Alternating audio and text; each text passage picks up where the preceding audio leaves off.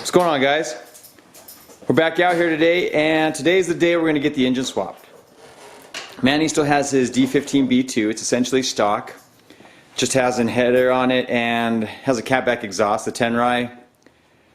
Our goal today is to get this engine completely pulled, and we want to get the ZC installed that you saw us putting together in the last video. We're going to attempt to put on, he has this header, but I'm not sure if the piping is the same length or the flange is going to match up in the same direction. We're going to check that. We're also going to put on, he has one of those eBay exhausts as well. We're going to get that put onto the car just so we can get his old exhaust removed. It has some issues where there's one of the exhaust hangers was broken. I had to re-weld it back on, and also at the front of it, it now has a hole in it just from being a little bit too low. And had you not seen the last video, we're doing the DPFI to MPFI at the same time, but he has the Monotech harness, which already has all of the wiring done for us. Gives you a little bit of instructions. You just need to repin a couple of the fuel injectors, that way we can swap them over, plus add the wiring for the two new ones. And then removing and repinning a couple of the distributor plugs, because those are in the different position, but that's relatively easy. There's only 4 wires that we need to depin and plug back in. And then same with the resistor box. Instead of creating a harness for the resistor box to the injectors to the ECU, this now just plugs into this harness. So this should save us a lot of time getting this engine set up. So we're going to get started, guys. We're not going to walk you through how to pull an engine. It's relatively easy. I think you could probably get the gist of it from watching some of my other videos. I'm just going to go ahead and hyperlapse everything, kind of see the process of us getting this one pulled. It is around 9:30 in the morning. We hope to have this one pulled within the next, usually takes about an hour for me by myself, but I'm going to have Manny do a lot of it. So by 11:30 is our goal. That way we can go grab some lunch, grab a couple coolant hoses for the ZC engine, and come back, put those on, and then just get that one dropped in and bolted up.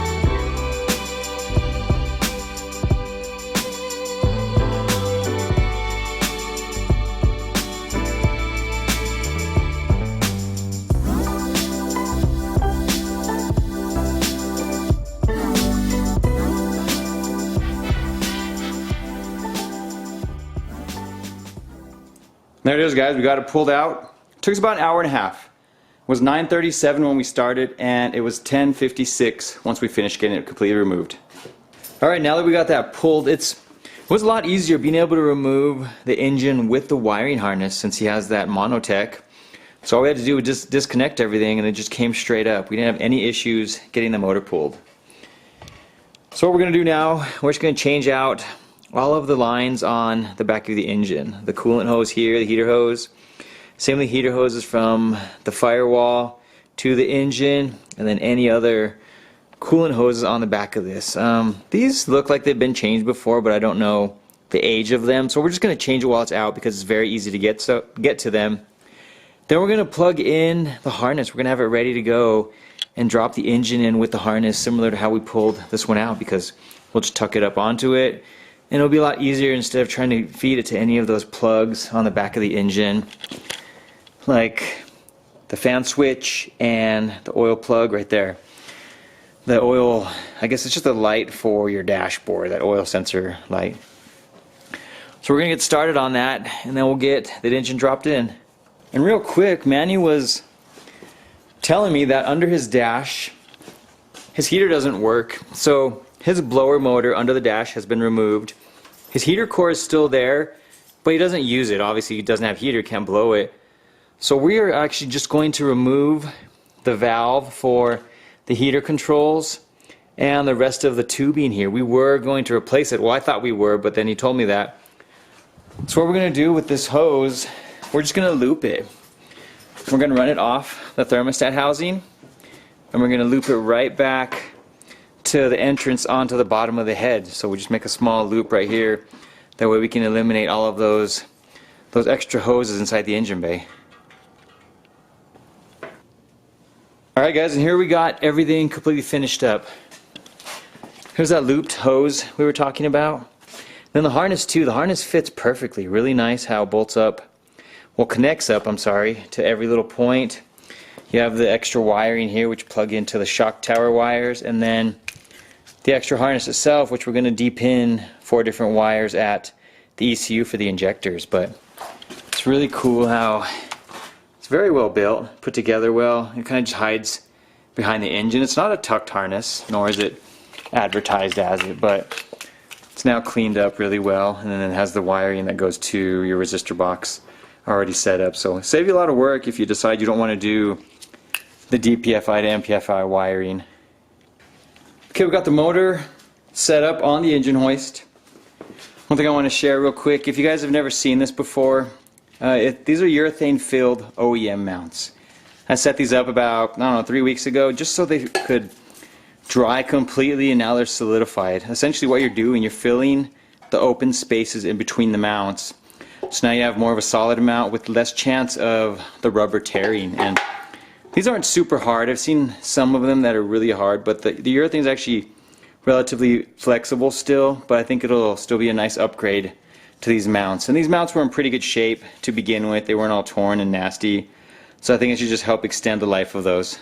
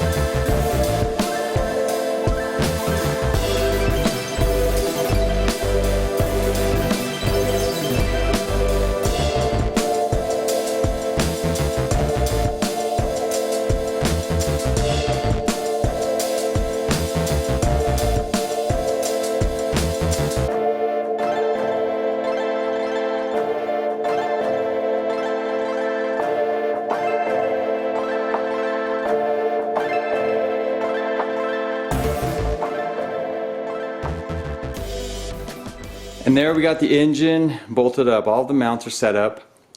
Now we're just going to work on the radiator lines, battery, get everything hooked up. When I first disconnected it, his car has a lot of random wires. Like this wire I cut, it heads to the battery terminal, and it was actually leading to the blue connection on the distributor. So I don't know if we're going to need that anymore. I'm hoping we don't. Obviously the new wiring harness should be perfectly fine once we connect it to here. I don't know what they were using to power it or what was going on with that, so hopefully we don't have any issues once we get it started. We're going to work on getting all this bolted up, and we'll catch back up once we are attempting the first start. Okay, we got everything set up. Coolant's done, all of the lines, fuel line. The dual point fuel line works with this engine. Just kind of wrapped it up and then down underneath this coolant line, and it bolts up perfectly. I don't know if the nut from the dual point setup will work on the fuel line. I had left on this one. It's a little different. I think this one is necessary for this particular setup. So that's something to keep in mind. Maybe I'll leave it in the comments if I can remember. We're going to try it out with that one. The throttle cable, the dual point throttle cable still works perfectly fine. You just have to loop it around this way and then to the throttle bracket and of course onto the throttle body. Now we're working on the ECU. Manny went ahead and removed it. We're just going to follow the instructions and fill it with some fluids. Get the oil, transmission fluid, and the coolant. And we're about to give it a start here hopefully in the next 15-20 minutes. So we had everything finished up and we were adding the coolant. We already did the oil and the transmission fluid. Unfortunately, the water tube, which connects from the water pump over to the thermostat housing, on this engine, I guess just from being old, it had, let me show you right here. You can see where it's missing a chunk of it. So it started leaking once the coolant filled it up to that level. We went ahead and pulled it off of his old single cam, so luckily that one is a direct fit. We're going to try it out now. Alright guys, we got the ECU finished up. Really easy. All we did was plug in the 2 new wires on the harness into A1 and A5. And then we had to rotate A3 and A7, so that way the red was in A3 and then the yellow was A7. Then the B plug, there was a wire in B12. We remove it. Then the 2 new wires from the little harness, we just plug those into B10 and B12. I guess everything else is the way it should be. So now we have that tube swapped. And now we're going to attempt to start it. Nothing leaked out. We filled it up completely with radiator fluid. So let's give it a shot, Manny. You got your keys? Yeah. Prime it once. And just see if the check engine light turns on. The key you have over here.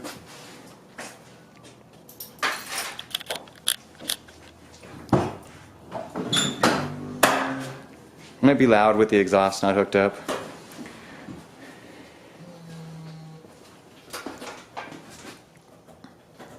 I'm going to check for gas leaks, okay? There we go. Turn it off. Put it up. Yeah, we're going to have to mess with the injectors and move them around. Okay. So you guys may have seen that. It's squirted up. So basically what we need to do is kind of move the injectors around. They're not sitting correctly. Funny thing is I never disconnected any of those, but we're going to fix it anyway. So when I pulled the fuel rail off, it just slid off of the little green O-rings on the injector. So this engine has been sitting in my garage for the last 14 months. I pulled it in February of 2018. So sometimes when that happens, these tend to shrink. They lose their elasticity because they're not being lubricated any longer. So we're just going to change them out really quickly and then try to start it again. Here's a look at those O-rings. When I use my little pick to pull them off, they're super brittle and they just started falling apart as I pulled each one off. So let's give it a shot, man. Go ahead and try it. Any check engine lights? Did it turn off? No, it's on. There's no check engine. Okay, go ahead and crank it over. Yeah. Try it. Doesn't want it. No juicage? Everything's on, but it doesn't want to crank. You plug the starter back in. Where's that screwdriver? Interesting. Is the key still in ignition? Yeah. Okay. Take it off? No, no, no.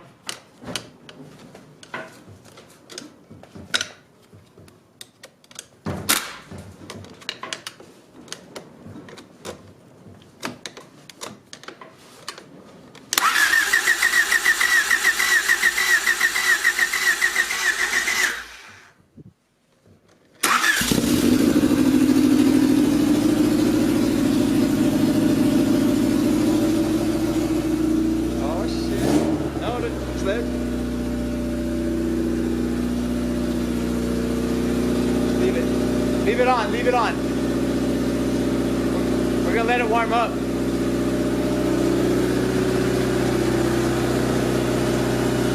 Push the brakes. Push the brakes. Good to go, you can let go.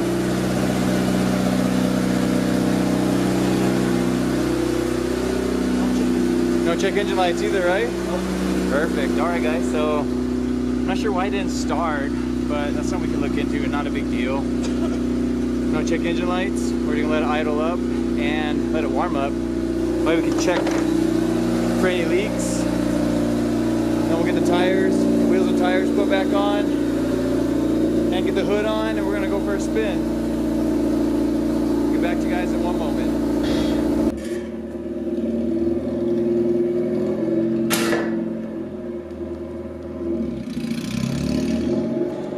Alright guys, we got it running. This is his first drive, and we don't know why we changed.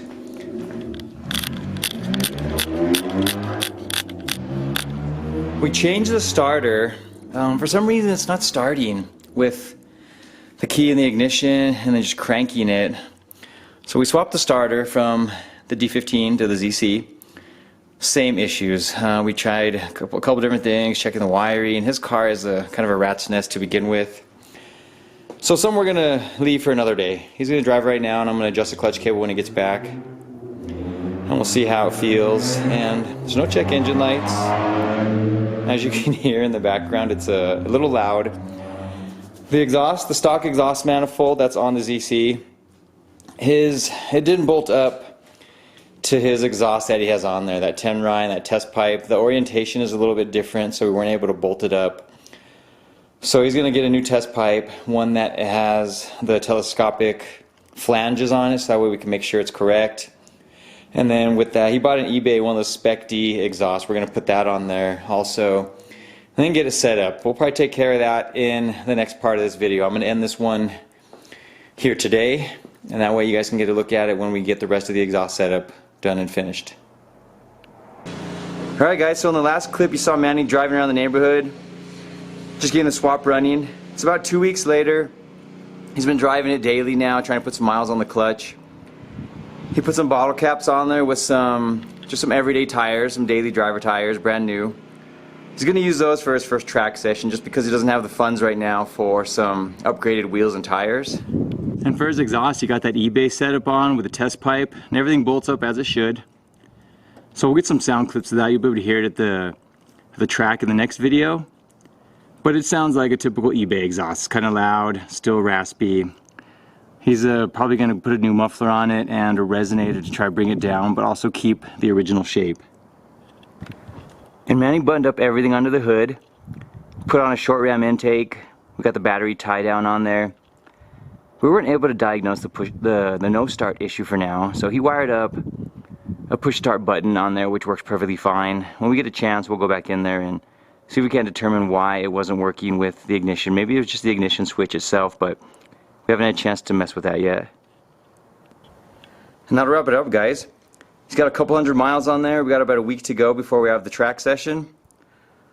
So come back and visit us next week. We'll have some track videos up and anything else that follows. Thanks for watching, guys.